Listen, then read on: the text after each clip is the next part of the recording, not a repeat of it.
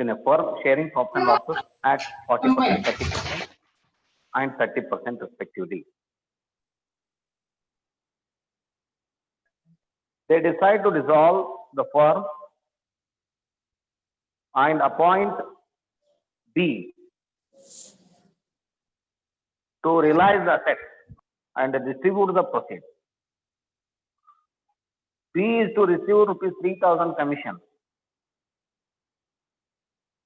and he has to bear all the expenses of realization. 3,000 is to be paid to B as his remuneration or commission, and within that only that he has to bear all the realization expenses. The realization expense cannot be debited to realization account because it is B's responsibility to bear, because once they have paid commission to B. Okay. The following is the balance sheet of the firm on that day, that is on the day of dissolution. Liabilities, creditor 59,000, mortgage on premises, that is also loan 5,000, capital accounts A 30,000, B 20,000, assets cash 1,500, debtors 35,500 less provision for doubtful debt 2,500, net 33,000, stock 60,000, premises 15,000, seed capital negative balance withdrawn 4,500, total 1,14,000, 1,14,000. Now, premises were taken over by A along with existing mortgage. Mortgage loan ಏನಿತ್ತಲ್ಲ ಅದರ ಜೊತೆಗೆ ನಾವು ತಗೊಂಡು ಹೋಗ್ಬಿಟ್ಟಾನ premises at an agreed price of ₹12,000. It is taken over by A. It is not sold to outsider. It is within the partner that partner has taken over. In order that the creditor should be paid promptly, the bank agreed to allow overdraft temporarily, and B was able, as a result, to obtain a discount of ₹375 and allowance of ₹1,200 on settlement. Creditors ಗೆ ಕೊಡೋ ಸಂದರ್ಭದಲ್ಲಿ creditors ಕಡೆಯಿಂದ ₹375 discount ಬಂದಿದೆ, ಹಾಗೆ ₹1,200 allowance ಬಂದಿದೆ. ಅಂದ್ರೆ you have paid something less than 375 and 1,200 to creditors. Total creditors is how much? 59,000. We are not going to pay 59,000. We are going to deduct ₹375 as well as 1,200 on a final settlement of the creditor. It means that creditors has to be paid less than 59,000. Okay. The bank, however, charges ₹75 as interest. It is a bank charge. It is to be debited to realization account. Debtors realized 25,000. Stock realized 45,000. Goodwill is sold for 8,500. Goodwill is not shown. It is unrecorded asset, but it is sold. So realization of assets ನಲ್ಲಿ ಅದನ್ನು ತೋರಿಸಬೇಕಾಗುತ್ತೆ. Outstanding creditors have also been paid 350. There was an unrecorded liability of 350 that has been paid. The expense of realization came to ₹600. ಬಂದ್ರೂ ಕೂಡ which B met personally, B ನ ಕೊಡ್ತಾನೆ, ಈ 600 ಅನ್ನ ರಿಲೈಷನ್ account debit ಮಾಡೋ ಹಾಗಿಲ್ಲ. But ₹150 in connection with mortgage ಗೆ ಸಂಬಂಧಪಟ್ಟಂತ ₹150 were spent for legal charge which the firm paid. ಈ ₹150 mortgage ಗೆ ಸಂಬಂಧಪಟ್ಟಂತ ಲೀಗಲ್ ಚಾರ್ಜ್ ಅನ್ನ ಫರ್ಮ್ ಕೊಟ್ಟೈತೆ, ಅದಕ್ಕೆ ರಿಲೈಷನ್ ಅಕೌಂಟ್ ಡೆಬಿಟ್ ಮಾಡಬೇಕು. A and B agreed to receive from C ₹3,000 in full settlement of the firm's claim against him. ನೋಡ್ರಿ, capital deficiency scene ಜಾಸ್ತಿ ಇದೆಯಲ್ಲ, ಅದ್ರ ಪೈಕಿ ₹3,000 ತರ್ತಾನ ನಾವು ಸಿ ಅಂತ. Show the capital account, realisation account and bank account. ನೋಡ್ರಿ, ಇಲ್ಲಿ ಸಿ ಏನಾದಂಗಾದ, ಇನ್ಸಾಲ್ವೆಂಟ್ ಆದಂಗಾದ, ನೇರವಾಗಿ ಹೇಳಿಲ್ಲ. But C is going to bring only ₹3,000 as against his claim or as against his capital deficiency. It means that when he is not in a position to bring in cash in a full settlement of his deficiency, it is as good as he is declared as an insolvent. So A and B are solvent here. He is a insolvent person. ಈಗ ನಾವು first ಏನ್ ಮಾಡೋಣ, realisation account ಹಾಕೋಣ. First we need to prepare realization. Okay. Realization account ಹಾಕಿಪ್ಪ. ಒಂದು ವಿಷಯ ಮರಿಕ್ಕಿಂತ ಮುಂಚೆ, before I forget, after my class at 10 o'clock today, there will be a class on environmental science, which is compulsory subject for you. 50 marks ಗೆ ನಿಮಗೆಲ್ಲ syllabus ಗೊತ್ತಿದೆ. ಅದು 50 marks ಇಂದ ಒಂದು environment science compulsory subject. ಅದು ಆ ಸಬ್ಜೆಕ್ಟ್ ಟೀಚರು ಇವತ್ತು 10 ಗಂಟೆಗೆ ನಿಮಗೆ ಕ್ಲಾಸ್ ತಗೊಳ್ತಾರೆ. ಮೋಸ್ಟ್ಲಿ ನಿಮ್ಮ ಗ್ರೂಪಿಗೂ ಮೆಸೇಜ್ ಬಂದಿರಬಹುದು. ಸೂನ್ ಆಫ್ಟರ್ ಮೈ ಕ್ಲಾಸ್ ಒಂದು 9:30 ಮುಗಿದ್ರೆ 10 ಗಂಟೆಗೆ ಕ್ಲಾಸು, 9:45 ಮುಗಿದ್ರೆ 10 ಗಂಟೆಗೆ class. Environmental science teacher will take class today at 10 o'clock for you. Okay? Is it okay? Followed? Group ನಲ್ಲಿ ಮೆಸೇಜ್ ಬಂದಿದೆಯಾ?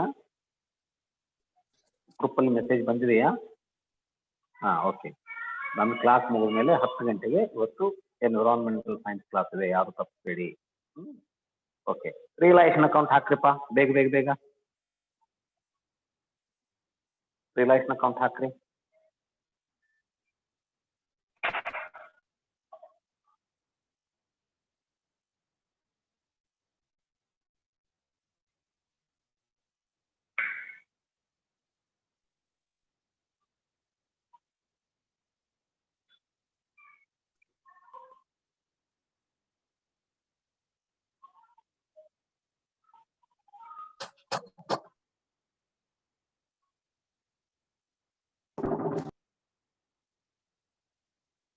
Realization account.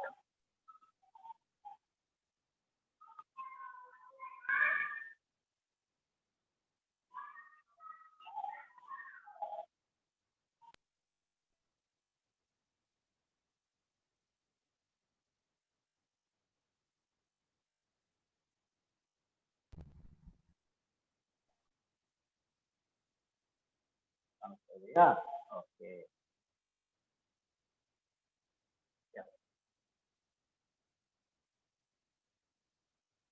ನೋಡಿ, ಫಸ್ಟ್ಗೆ ಬುಕ್ ವ್ಯಾಲ್ಯೂ ಆಫ್ ಅಸೆಟ್ಸ್ ಅನ್ನ transfer ಮಾಡಬೇಕು. Book value of assets ಅಂದಾಗ 2 debtors 35,500. PDN less ಮಾಡಿ ಹತ್ತಬಾರ್ದು, ಪಿಡಿಡಿ ಈ ಕಡೆ ಹತ್ತಬೇಕು, ಮತ್ತೆ debit side. 2 debtors 35,500 debit side. ಬರ್ಕೊಳಕ್ತಾರೆ ಎಲ್ಲರೂ? All of you are taking realisation account ಹಾಕಿರಿ ಎಲ್ಲರೂ? ಓಕೆ, ನೋಡ್ರಿ, 2 debtors 35,500 book value, 2 stocks 60,000 book value, 2 premises 15,000 book value. Balance sheet ನಲ್ಲಿ ಕೊಟ್ಟಿದ್ದೇ ಇದು. Book value of asset 3 assets ಇದ್ದು 3 ಅಸೆಟ್ ಹಚ್ಚೇವಿ. ಇನ್ನು ಬುಕ್ ವ್ಯಾಲ್ಯೂ ಆಫ್ ಕ್ರೆಡಿಟರ್ಸ್ ಬರ್ರಿ. By creditors 59,000. ಮತ್ತು liability ಏನಿದೆ? ಮಾರ್ಟ್ಗೇಜ್ ಲೋನ್ 5,000 ಲಯಬಿಲಿಟಿ ಇದೆ ನೋಡಿ. PDD 2,500. So now we have transferred book value of assets, debtors, stock, premises, then book value of liability, creditors, mortgage loan, PDD. ಆಯ್ತು. ಇಲ್ಲಿ ಯಾವುದು confusion ಮಾಡ್ಕೋಬೇಡಿ. ಮುಂದೆ ಸ್ವಲ್ಪ ನಿಮಗೆ ಕನ್ಫ್ಯೂಷನ್ ಇದೆ, ಸ್ವಲ್ಪ ಬಾಳೆಲ್ಲ. As far as assets and liabilities are concerned, book value of assets and liabilities are concerned, we have transferred it as it is to realization account at their book values. Follow or clear? Next what ಕೇಳಿ. Clear ಆಗಿದೆ? it is unlike the other previous problem. ಸ್ವಲ್ಪ ಏನೋ additional ಮಾಹಿತಿ ಭಾಳ ಇದಾವೆ, ಅದಕ್ಕೆ ನಾನು ಸ್ವಲ್ಪ ನಿಮಗೆ ತಿಳಿಸಿ ಹೇಳ್ತಾ ಇದ್ದೇನೆ. Is it okay? Book value of assets, debtors, stock, premises, book value of liabilities, creditors, mortgage loan, PDD. ಹಚ್ಚಿದೆ. Shall I proceed?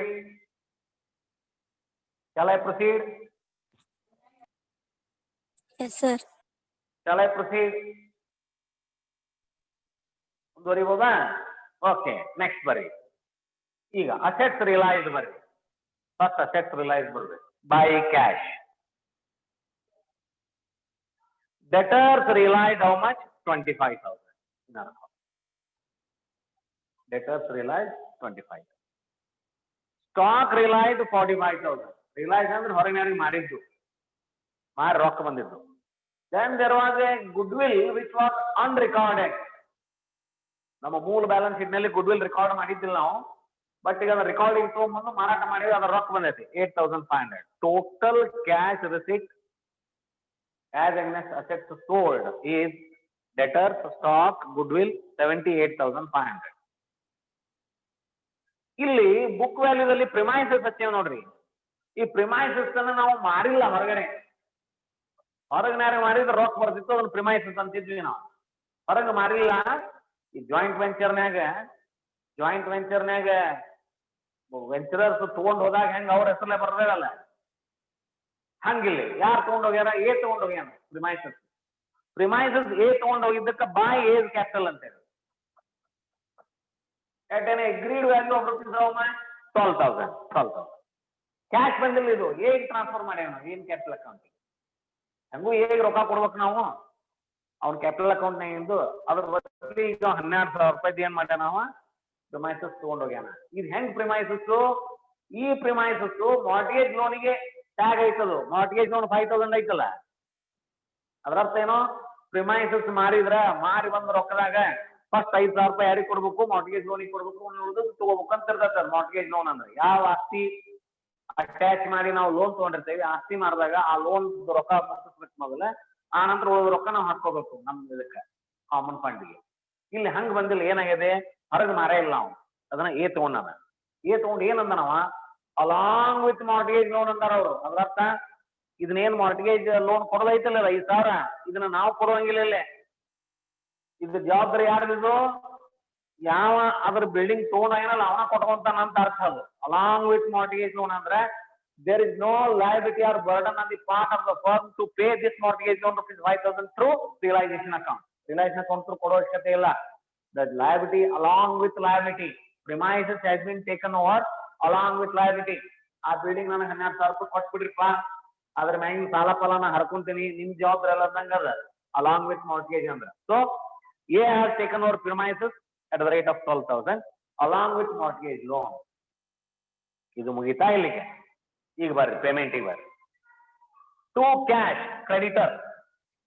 ಕ್ರೆಡಿಟರ್ಸ್ ನಮ್ಗೆ ಎಷ್ಟು ಅದಾರ? 59,000 ಅದಾರ. ಅದ್ರ ಪೈಕಿ 375 ಒಂದು 1,200 ನಮಗೆ ಡಿಸ್ಕೌಂಟ್ ಅಂಡ್ ಅಲೌನ್ಸ್ ಸಿಕ್ಕಿದೆ ಕ್ರೆಡಿಟರ್ಸ್ ಕಡೆಯಿಂದ. ಅವ್ರೊಂದಿಷ್ಟು ಡಿಸ್ಕೌಂಟ್ ಮಾಡ್ಯಾರ ನೋಡ್ರಿಪ್ಪ, ಸಾಬೂಲ್ ಕೊಡಾಕ ಒಂದಿಷ್ಟು ಅಲೌನ್ಸ್, ಮತ್ತೊಂದು ಅವರು ಏನ್ ಮಾಡ್ಯಾರ ನಮ್ಗೆ ರಿಬೇಟ್ ಬಿಟ್ ಕೊಟ್ಟಾರ. ಸೊ ಅದನ್ನ ಏನ್ ಮಾಡಿದ್ವಿ? 59,000 ಮೈನಸ್ 375 ಮೈನಸ್ 1,200 ಮಾಡಿ 57,425 ಆಕ್ಚುಯಲ್ ಪೇಮೆಂಟ್ ಮಾಡೇವ್ ನಾವು ಯಾರಿಗೆ? ಕ್ರೆಡಿಟರ್ಸ್ಗೆ. ಅದು ಟು ಕ್ಯಾಶ್. ಆದ್ರೆ ಇಲ್ಲಿ ಮಾರ್ಟ್ಗೇಜ್ ಲೋನ್ ಇತ್ತಲ್ಲ, ಈ 5,000 ಇಲ್ಲಿ ಟು ಕ್ಯಾಶ್ ಅನ್ನಂಗಿಲ್ಲ. ಯಾಕ? ಇದು ಫರ್ಮ್ ಜವಾಬ್ದಾರಿ ಅಲ್ಲ. Once the premises taken over by A along with mortgage loan, it is the duty of A that he has to pay personally. 5,000 personally. ಅದಕ್ಕೆ ಇಲ್ಲಿ ನಾವು ಮಾರ್ಟ್ಗೇಜ್ ಲೋನ್ ಪೇಮೆಂಟ್ ಮಾಡಿವೆ ಅಂತ ಹೋಗ್ತಂಗಿಲ್ಲ. Is it okay? ನಾ ಮುಂದ to cash ಅಲ್ಲಿ certain charges ಅದಾವ ನೋಡ್ರಿ. 75 ರೂಪೀಸ್ ಒಂದು, 150 ಒಂದು, ಲೀಗಲ್ ಚಾರ್ಜಸ್, ಬ್ಯಾಂಕ್ ಇಂಟ್ರೆಸ್ಟ್ ಅದಾವಲ್ಲ 75 ಪ್ಲಸ್ 150, ಅದನ್ನ ರಿಯಲೈಸೇಷನ್ ಅಕೌಂಟ್ ಇಂದ ಪೇಮೆಂಟ್ ಮಾಡೇವೆ 225 total. But there was a realisation expense of rupees 600, ಅದನ್ನ ಡೆಬಿಟ್ ಮಾಡಲ್ಲ ನಾವು. ಆಮೇಲೆ 350 ರೂಪಾಯಿ ಒಂದು ಔಟ್ಸ್ಟ್ಯಾಂಡಿಂಗ್ ಕ್ರೆಡಿಟರ್ಸ್ ಐತಿ ನೋಡ್ರಿ, ಅಲ್ಲಿ ಅನ್ರಿಕಾರ್ಡೆಡ್ ಇತ್ತು. ಅದು ಅನ್ರಿಕಾರ್ಡೆಡ್ ಕ್ರೆಡಿಟರ್ಸ್ ಇತ್ತು ನೋಡ್ರಿ, ಹೇಳ್ಯಾರ ಅವರು 350 ರೂಪೀಸ್ ಅನ್ರಿಕಾರ್ಡೆಡ್ ಕ್ರೆಡಿಟರ್ಸ್ ನೋಡ್ರಿ. ಔಟ್ಸ್ಟ್ಯಾಂಡಿಂಗ್ ಕ್ರೆಡಿಟರ್ಸ್ ಯಾವ ಬೀನ್ ಪೇಡ್ 350, ಅದನ್ನು ಇಲ್ಲಿ ಹಚ್ಚಿದ್ವಿ to cash. Outstanding creditors 350, bank charges and interest, legal charges 225 ಕೊಟ್ವಿ. ಆದ್ರ ರಿಯಲೈಸೇಷನ್ ಎಕ್ಸ್ಪೆನ್ಸ್ ಏನೈತಿ 600 ರೂಪಾಯಿ ಐತಿ ಅಂತ ಹೇಳ್ತಾರ. ಆದ್ರ ಅದನ್ನ ನಾವು ಕೊಡುವಂಗಿಲ್ಲ, ಅದನ್ನ ಬಿನ ಕೊಟ್ಕೊಂತಾನ. ಬಿ ಇದೆ ಏನು ಇಲ್ಲಿ ಅವ್ನ ಅಪಾಯಿಂಟ್ ಮಾಡ್ಯಾವ ನಾವು ಏನ್ ಮಾಡಕ್ಕ, ಆಸ್ತಿ ಮಾರಿ ಕೊಡುದು ತೋಳುದೆಲ್ಲ ಜವಾಬ್ದಾರಿ ಅವ್ನ ಹಚ್ಚೇವ್ ನಾವು. ಅವ್ ಮಾಡ್ತಾನ. ಅದನ್ನ ಮಾಡೋದಕ್ಕೆ 3,000 ರೂಪಾಯಿ ಅವ್ಗೆ ಏನ್ ಮಾಡಾಕ್ತೇವೆ ನಾವು? ಕಮಿಷನ್ ಕೊಡಾಕ್ತೇವೆ, ರೆಮ್ಯುನರೇಷನ್ ಕೊಡಾಕ್ತೇವಿ. ಅದನ್ನ ಬಿನ ಹೆಸರಲ್ಲೇ ಬರೀರ್ಲಿ, ಟು ಬೀಸ್ ಕ್ಯಾಪಿಟಲ್. ಬೀಗ್ ನಾವು ಕ್ಯಾಶ್ ಕೊಟ್ಟಿಲ್ಲ, ಅವ್ನ ಕ್ಯಾಪಿಟಲ್ ಅಕೌಂಟಿಗೆ ರಿಜಿಸ್ಟರ್ ಆಕತ್ತದ. ಅದಕ್ಕೆ ಟು ಬೀಸ್ ಕ್ಯಾಪಿಟಲ್ ಬ್ರಾಕೆಟ್ನಾಗ ಕಮಿಷನ್ ಅಂದು 3000 rupees. ಅರ್ಥ ಆಯ್ತಾ? Everything is clear? Everything is clear? All items are over now. Is it clear? Is it clear? ನೋಡ್ರಿ, book value of assets liabilities ಹಚ್ಚೇವಿ. ರಿಯಲೈಸ್ ವ್ಯಾಲ್ಯೂ ಆಫ್ ಅಸೆಟ್ಸ್ ನಲ್ಲಿ debtor, stock, goodwill ಹಚ್ಚಿದ್ವಿ. But premises ಅನ್ನ ಏನ್ ಹೆಸರು ಹಚ್ಚಿದ್ವಿ, ಯಾಕೆ cash ಬಂದಿಲ್ಲ, ಅದು ಏನ್ ತಗೊಂಡು ಹೋಗ್ಯಾನ ಏನ್ ಹೆಸರು ಹಚ್ಚೇವಿ. ಆ ನಂತರ ಪೇಮೆಂಟ್ ಸೈಡ್ ನಲ್ಲಿ ಕ್ರೆಡಿಟರ್ಸ್ ಹಚ್ಚೇವಿ. ಅಲ್ಲಿ 375 1200 ಲೆಸ್ ಮಾಡಿ ಕೊಟ್ಟೇವಿ 57,425. ಮುಂದೆ ಚಾರ್ಜಸ್ ಏನೈತಲ್ಲ 225 ಅದನ್ನ ಹಚ್ಚೇವಿ. Interest plus legal charge. ಆಮೇಲೆ ಔಟ್ಸ್ಟ್ಯಾಂಡಿಂಗ್ ಲಯಬಿಲಿಟಿ ಏನಿತ್ತು 350 ಅದನ್ನ ಕೊಟ್ಟೇವಿ. ಆಮೇಲೆ ಬೀನಿಗೆ ನಾವು ರೆಮ್ಯುನರೇಷನ್ ಕೊಡಾಕತ್ತೀವಿ, ಆದ್ರೆ ಕ್ಯಾಶ್ ಕೊಟ್ಟಿಲ್ಲ, ಅದಕ್ಕೆ ಬೀನ್ ಹೆಸರಲ್ಲೇ ಬರ್ದೇವಿ. ಬೀಸ್ ಕ್ಯಾಪಿಟಲ್ ಅಕೌಂಟ್ ಕಮಿಷನ್ 3000 ಇದನ್ನ ಡೆಬಿಟ್ ಮಾಡಿದ್ವಿ. ಖರ್ಚ ಅದ. ಈಗ ನೀವು ಟೋಟಲ್ ಮಾಡಿದಾಗ 1,71,500 1,71,500. The realization loss amounted to rupees 14,500. Realization loss amounted to rupees 14,500.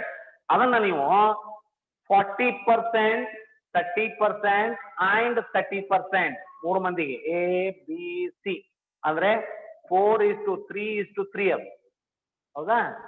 4:3:3 ದಾಗ ಒಡ ಹಂಚ್ರಿ.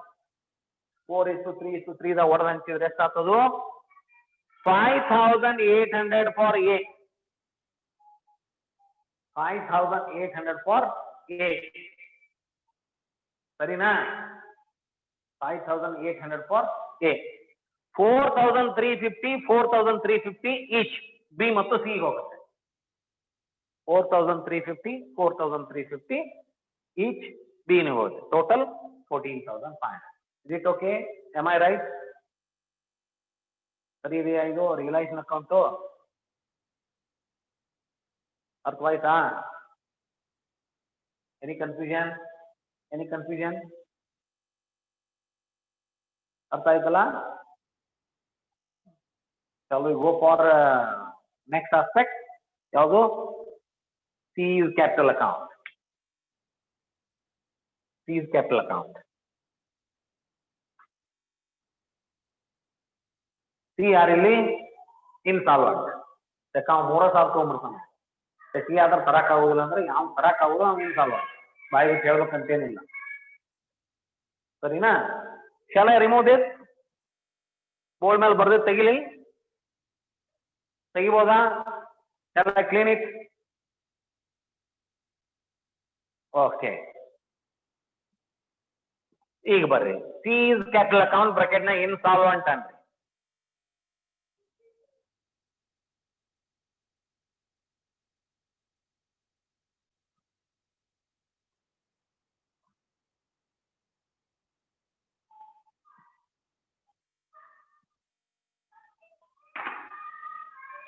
C is capital account bracket ನಲ್ಲಿ insolvent.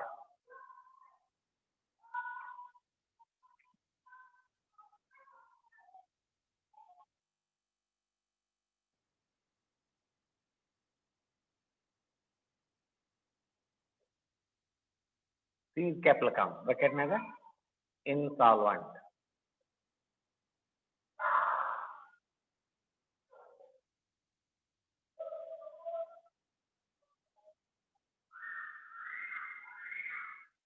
Hey, genius.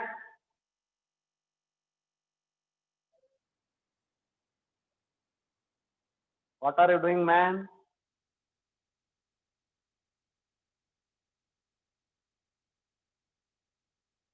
Okay. C in capital account negative ಇದೆ. ಅದಕ್ಕೆ ನಾವೇನಂತೇವಿ? To balance brought down. C in capital account negative ಇದೆ. To balance brought down. ಎಷ್ಟಿದೆ ನೋಡಿ? C in capital ಎಷ್ಟಿದೆ ನೋಡಿ? Order 4,500. 4,500. ನಂತರ ಟು ರಿಯಲೈಸೇಷನ್ ಅಕೌಂಟ್ ಲಾಸ್ ಇದೆ ನೋಡಿ.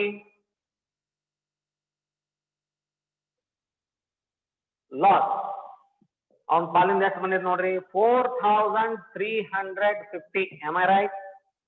4,350. ಮುಂದೆ ಅವನು ಕ್ಯಾಶ್ ತಗೊಂಡ್ಬರ್ತಾನೆ ಇನ್ಸಾಲ್ವೆಂಟ್. ಎಷ್ಟು ತಗೊಂಡ್ಬರ್ತಾನೆ ನೋಡಿ, by cash 3000 he brings in. 3000 he brings in. ಮುಗೀತು. ಮುಂದೆ ಅದ್ರ ಮೇಲೆ ತರಕ್ ಆಗುದಿಲ್ಲ. ಕ್ಲೋಸ್ ಮಾಡ್ರಿ. ಎಷ್ಟಾಯ್ತು ನೋಡ್ರಿ ಇದು, 8850, 8850, 8850. ಡೆಫಿಷಿಯನ್ಸಿ ಎಷ್ಟಾಯ್ತು ನೋಡ್ರಿ, 5850 ಐ ಥಿಂಕ್ ಡೆಫಿಷಿಯನ್ಸಿ. 5850 ಹೌದಾ? ಓಕೆ. ಇದನ್ನ ಎ ಮತ್ತು ಬಿ ನಡಿಕೆ ಹೊಡೆದು ಹಾಕಿ ಏನ್ ಕ್ಯಾಪಿಟಲ್ ಎಷ್ಟಿದೆ ನೋಡಿ. What is the amount of A capital? 3020. ಏನ್ ಕ್ಯಾಪಿಟಲ್ 30,000 ಇದೆ, ಬಿ ಇನ್ ಕ್ಯಾಪಿಟಲ್ 20,000 ಇದೆ. It means 3:2. 3:2 ಅಂದ್ರೆ 3 + 2 5 ಆಯ್ತು. 5 ಅಂದ್ರೆ ಎಷ್ಟಾಯ್ತು ನೋಡ್ರಿ, 5 1 5, 5 1 5, 3 ಉಳಿತು, 5 ಒಳ್ಳೆ 35, ಪೂಜೆ 1170. ಒಂದು ಶೇರಿಗೆ 1170. am I right? 1170 ಗುಂಡ್ಲೆ 3. 1170 ಗುಂಡ್ಲೆ 3 ಎಷ್ಟಾಗ್ತದು? 3510. ಇವಾಗ ಹಾಕ್ರಿ. By A's capital 3510, remaining B's capital ಎಷ್ಟಾಗ್ತದೆ? 1170 into 2 ಅಂದ್ರೆ 2340. This is insolvent partner capital account.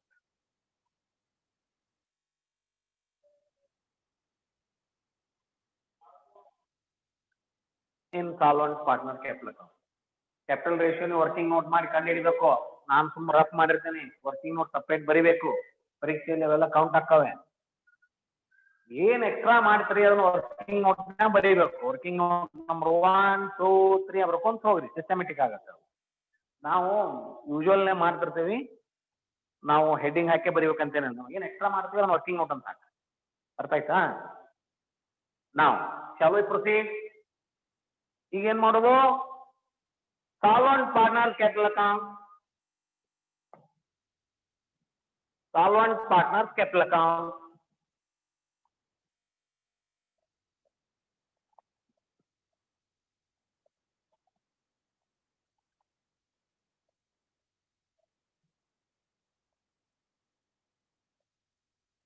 Solvent partner capital account.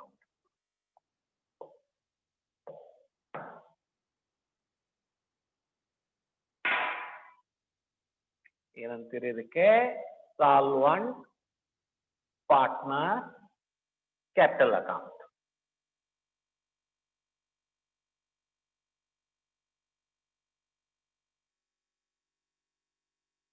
solvent partner capital account. A B A B particular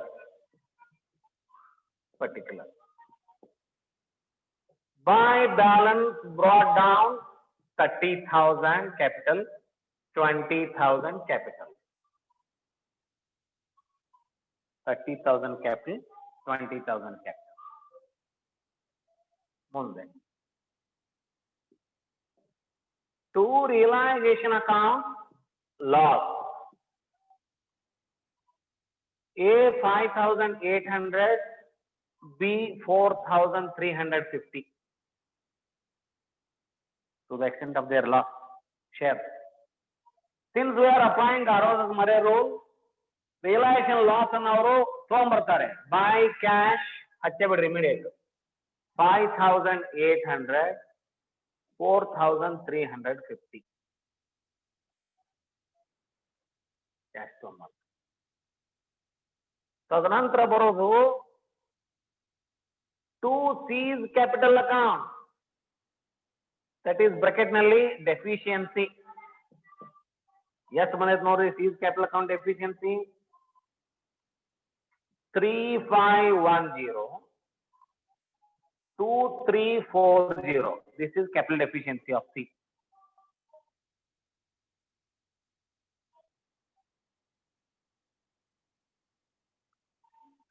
ಸರಿನಾ? ಇಷ್ಟಾದ್ಮೇಲೆ ಇನ್ ಎರಡು ಅಡ್ಜಸ್ಟ್ಮೆಂಟ್ ಇದಾವೆ, ಮರಿಬೇಡ್ರಿ. ಒಂದು ರಿಯಲೈಸೇಷನ್ ಅಕೌಂಟ್ ನಲ್ಲಿ ಏಜ್ ಕ್ಯಾಪಿಟಲ್ ಅಂತ ಬರ್ತದೆ ನೋಡ್ರಿ, ಪ್ರಿಮೈಸಸ್ ಬೈದ ನಾವು. Realisation account is credited by A's capital. A's capital account debtor to realisation account. Bracket ನ ಪ್ರಿಮೈಸಸ್ ಟೇಕನ್ ಓವರ್. ಅದನ್ನ ಏನ್ ಕಾಲಮಿಗೆ ಬರೀರಿ, 12,000. ಬೀನ್ ಕಾಲಮ್ ಡ್ಯಾಶ್ ಇದೆ. ಹಂಗೇನೆ ರಿಯಲೈಸೇಷನ್ ಅಕೌಂಟ್ ಗೆ ಬೀಸ್ ಕ್ಯಾಪಿಟಲ್ ಅಂದೇವ್ ನೋಡ್ರಿ, ಕಮಿಷನ್ ಕೊಡ್ಬೇಕಲ್ಲ ಅವ್ನು, ಅದನ್ನ ಜಮಾ ಕೊಡ್ರಿ ಅವ್ನು. ಬೈ ರಿಯಲೈಸೇಷನ್ ಅಕೌಂಟ್ ಬ್ರಾಕೆಟ್ನಾಗ ಕಮಿಷನ್ ಎ ಡ್ಯಾಶ್ ಇದ್ರೆ ಬಿ 3,000. ಯಾ, ಇಲ್ಲಿಗೆ ಎಲ್ಲ ಅಡ್ಜಸ್ಟ್ಮೆಂಟ್ ಮುಗೀತು. ಈಗೇನ್ ಮಾಡ್ರಿ, ಕ್ಯಾಶ್ ಕೊಡೋದು ಬಂದ್ರೆ ಕ್ಯಾಶ್ ಕೊಡ್ರಿ, ಅವರ ತೊಗೊಂಬರೋದ್ರ ಅವರ ತೊಗೊಂಬರ್ತಾರ. 35,800 ಇಲ್ಲಿ 27,350. 35,800 27,350. 35,800 27,350 ಅಂದ್ರೆ ಇವ್ರಿಗೆ ಕೊಡ್ಬೇಕಾಕೈತ್ ನಾವು, ಅವ್ರೇನ್ ತರೋ ಅವಶ್ಯಕತೆ ಇಲ್ಲ. ಟು ಕ್ಯಾಶ್ ಎಷ್ಟ್ ತರ್ಬೇಕು ನೋಡ್ರಿ, 14,490. ಇಲ್ಲಿ 20,660. Final settlement. ಏನ್ ಮಾರ್ಟ್ಗೇಜ್ ಏನು? What is mortgage?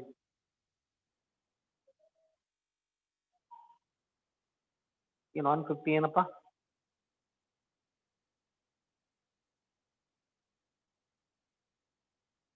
$150 payment ಮಾಡ್ಯಾವಲ್ಲ realisation ಅಕೌಂಟಿಗೆ, ಚಾರ್ಜಸ್ ಅನ್ನ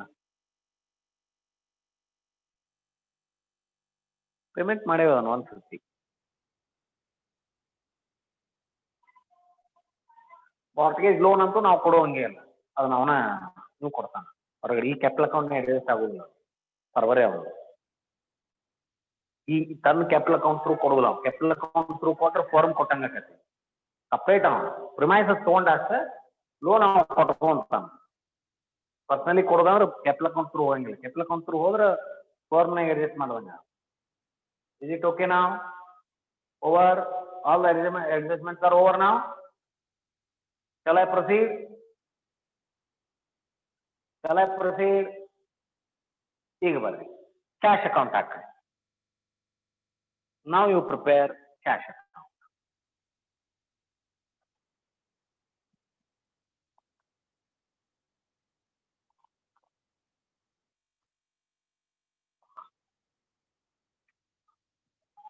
ಕ್ಯಾಶ್ ಅಕೌಂಟ್ ನಿಮ್ಗೆ ಏನ್ ಗೊತ್ತಾಗ್ಬಿಡತೈತಿ, ಎಲ್ಲರೂ ತಪ್ಪಿದ್ರ ಮಾಡಿದ್ರ ಏನು ಗೊತ್ತಾಗ್ಬಿಡ.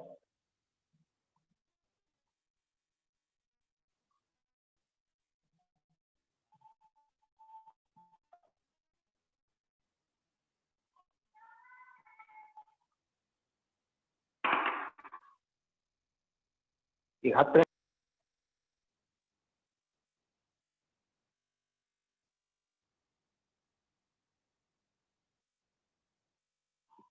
to balance brought down 1,500. Balance ಶೀಟ್ನಾಗ ಐತಿ ನೋಡ್ರಿ. To realisation account assets sold ಎಷ್ಟದ 78,500 ಕ್ಯಾಶ್ ಬಂತು. ಮುಂದೆ to A's capital he has brought in cash 5,800 realisation loss ಬಂದಿದೆ ನೋಡಿ. To B's capital he has brought in 4,350 is realisation loss. ಆಮೇಲೆ ಸೀನು ತಂದಾನ, ಎಷ್ಟು ತಂದಾನವ? Only 3,000 rupees he has brought in. ರೊಕ್ಕ ಬಂದದ ನೋಡ್ರಿ. ಟೋಟಲ್ ಎಷ್ಟದು? 93,150 ಟೋಟಲ್ ಕ್ಯಾಶ್ ಅವೈಲೇಬಲ್. ಇದರೊಳಗೆಲ್ಲ ಪೇಮೆಂಟ್ ಮಾಡ್ಕೊಂತ ಹೋಗಿ. ಏನ್ ಪೇಮೆಂಟ್ ಮಾಡಿರಿ? ಬೈ ರಿಯಲೈಸೇಷನ್ ಅಕೌಂಟ್ ಕ್ರೆಡಿಟರ್ಸ್ ಕೊಟ್ಟೇವ್ ನೋಡ್ರಿ 57,425 actual creditors paid. 59 ಇದ್ರು ಕಡಿಮೆ ಮಾಡಿ ಕೊಟ್ಟೇವೆ. ಬೈ ರಿಯಲೈಸೇಷನ್ ಅಕೌಂಟ್ ಏನು? ಚಾರ್ಜಸ್,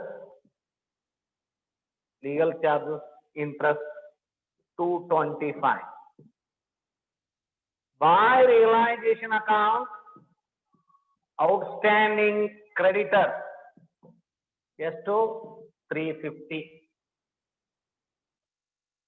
ಇಷ್ಟಾದ ಮೇಲೆ ಕೊಟ್ಟಿದ್ದೇನು? ಬೈ ಏಜ್ ಕ್ಯಾಪಿಟಲ್ ಏನು ಎಷ್ಟು ಕೊಟ್ಟೇವ್ ನೋಡ್ರಿ? 14,490. by B's capital yes kotevi 20,660, total 93,150. ಈ ಪ್ರಾಬ್ಲಮ್ ಅನ್ನ ಪದೇ ನೋಡ್ಕೊಡ್ರಿ.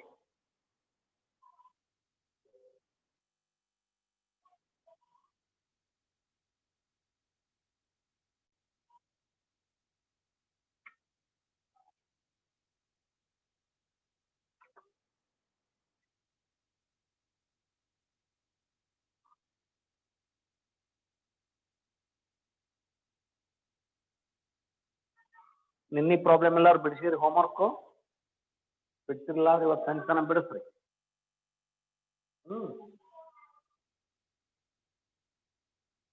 ನಿನ್ನೆ ಹೋಮ್ವರ್ಕ್ ಎಲ್ಲಾರು ಮಾಡ್ರಿ. 4 ಪ್ರಾಬ್ಲಮ್ ಕಳಿಸಿದ್ದೆ ನೋಡ್ರಿ.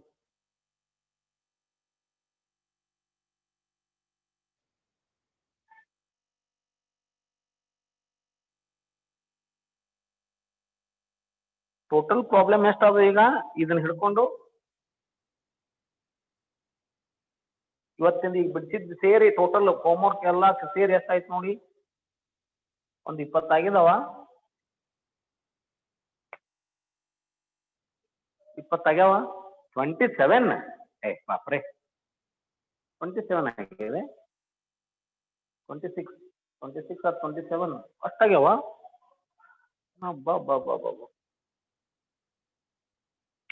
Very good.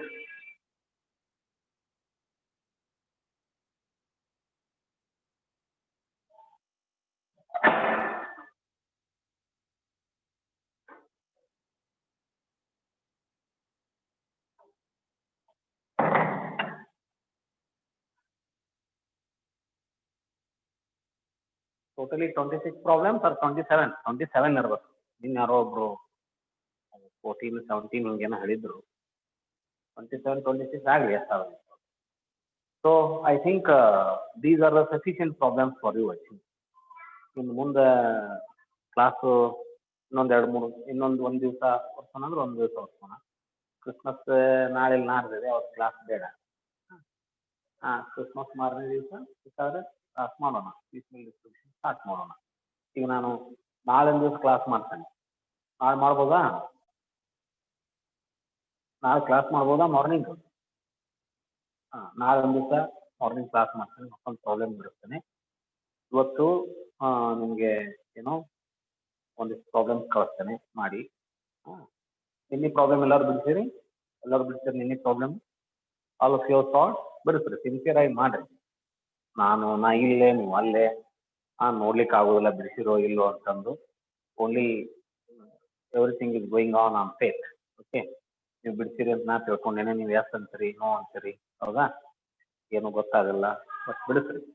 ನಾ ಹೇಳೋದೇನು ಪ್ರಾಮಾಣಿಕವಾಗಿ ಬೇರೆ ಏನು ಕೆಲಸ ಇಲ್ಲ. ಈಗ ಅಡ್ಡಾಟಿಲ್ಲ, ಓಡಾಟಿಲ್ಲ, ಏನಿಲ್ಲ. ಮನೆಯಲ್ಲೇ ಕುತ್ಕೊಂಡು ಚೆನ್ನಾಗಿ ಅಭ್ಯಾಸ ಮಾಡೋ ಸಮಯ ಇದು. That you need to work at home. ಅದಕ್ಕಾಗಿ ಸ್ವಲ್ಪ ಹೇಳಿದ ಕೆಲಸವನ್ನು ಪ್ರಾಮಾಣಿಕವಾಗಿ ಕಷ್ಟಪಟ್ಟು ಮಾಡಿ. I think all of you done ಅಂತ ನಾನು ತಿಳ್ಕೊಂಡಿದ್ದೇನೆ. You are all sincere. ನೀವೆಷ್ಟು ವರ್ಕ್ ಮಾಡ್ತೀರೋ ಅಷ್ಟು ನಿಮಗೆ ಫಲ ಇರುತ್ತೆ. How much you work that much you obtain or you get back. It all depends on ಗೋಧಿ ಬಿತ್ತಿದ್ರೆ ಗೋಧಿ ಬರುತ್ತೆ, ಜೋಳ ಬಿತ್ತಿದ್ರೆ ಜೋಳ ಬರುತ್ತೆ. ಜೋಳ ಬಿತ್ತಿ ಗೋಧಿ ಬರಲ್ಲ ಅಂದ್ರೆ ಬರುವುದಿಲ್ಲ. How much effort that you put in, then you will get that much return. That is the theory. So you have to work not for any other sake, but for your sake that you have to work. For your family's sake that you have to work. For your parents' sake that you have to work. Not for the sake of anyone. You have to work for your sake, for your family's sake, for your parents' sake. That you have to work. If you work hard, definitely you will get return. ಈಗ ಏನಾದ್ರು ಶ್ರಮ ಪಡದೆ ಆರಾಮಿದ್ರೆ ಅಂದ್ರೆ ಮುಂದೆ ಬಹಳ ಶ್ರಮ ಪಡಬೇಕಾಗುತ್ತೆ. ಜೀವನ ತುಂಬಾ ಶ್ರಮ ಪಡಬೇಕು. ಈ ಅವಧಿಯಲ್ಲಿ ಶ್ರಮ ಪಟ್ಟರೆ ಜೀವನ ತುಂಬಾ ಆರಾಮಿರ್ತದೆ. You get better job, good job, you can earn more, and all financial crisis that you can come over. All these things that you are exam ಬಗ್ಗೆ ತಲೆ ಕೆಡಿಸ್ಕೋಬೇಡ್ರಿ, ಕಲೀರಿ ಎಕ್ಸಾಮ್ ಅಂತ. Don't learn only for the sake of examination. ನೋಡಕ್ಲಿ ಬರಕ್ಲಿ ನಾನು examination ಸಂಬಂಧ ಕಲ್ತಾಕ್ತಿಲ್ಲ, knowledge ಸಂಬಂಧ ಕಲ್ತಾಕ್ತೀನಿ. Exam ಇವತ್ತು ಇಟ್ಟು ನೀವು ಮಾಡೋಂಗ್ ಅದೇರಿ. All chapters that I have taught, so I have trained in such a way that all of you people, that all university has announced today only the examination account, financial accounting examination tomorrow at 9 o'clock. Yes, you are all ready, I think. ಅಷ್ಟರ ಮಟ್ಟಿಗೆ ಕಲ್ತಿದ್ದೀರಾ? Don't worry, knowledge is very important. For higher studies, CA ಹೋದರೆ ಮತ್ತೊಂದು MCOM ಹೋದರೆ ಎಲ್ಲಿ ಹೋದ್ರು ನಿಮಗೆ ನಾವು ಆನ್ಲೈನ್ ಕ್ಲಾಸ್ ಇದ್ದು ನಮ್ಮ ಪೆಂಡೆಮಿಕ್ನಾಗ ಇದ್ವಿ, ನಮ್ಗೆ ಇದೇನು ತಿಳಿಲೇ ಇಲ್ಲ ಅಂತ ನೀವು ಅಲ್ಲಿ ಸಫರ್ ಆಗಬಾರ್ದು. ಇಲ್ಲಿ ಡಿಟೇಲ್ ಆಗಿ ನಾನು ಕಲಿಸ್ತಾ ಇದ್ದೀನಿ. Online or offline sir examination are going to conducted or not, ಏನು ವಿಚಾರ ಮಾಡಬೇಡ್ರಿ, ಕಲಿಯೋದಂತೆ ಮಾಡಿ. ಎಕ್ಸಾಮ್ ಇಟ್ಟರೆ ಬರ್ರ, ಯಾಕೆ ವಿಚಾರ ಮಾಡ್ತಾರೆ? Don't worry about examination. Only think about how to study, how to learn, how to gain the knowledge. That is very important. ಹೌದಾ? ನಾಳೆ ಕ್ಲಾಸು ಮುಂಜಾನೆ 9 ಗಂಟೆಗೆ ಇರುತ್ತೆ. 9 ಗಂಟೆಗೆ ಕ್ಲಾಸ್ ಆಯ್ತು. ಹಿಂದಿನ ಕ್ಲಾಸ್ ಮುಂದೆ ಯೂಟ್ಯೂಬ್ ಅಪ್ಲೋಡ್ ಮಾಡ್ತೀನಿ. ನಾಳೆ ಒಂದು ದಿವಸ 9 ಗಂಟೆಗೆ ಕ್ಲಾಸ್, ಮತ್ತು ಒಂದು 2 ದಿವಸ ಕ್ರಿಸ್ಮಸ್ ಹಾಲಿಡೇಸ್ ಮುಂದೆ ಒಂದು 2 ದಿವಸ ಬೇಕಾದ್ರೆ ಬಿಡೋಣ. ನಾಳೆ ಕ್ಲಾಸ್ ಮಾಡೋಣ 9 ಗಂಟೆಗೆ. Okay, bye, have a nice day.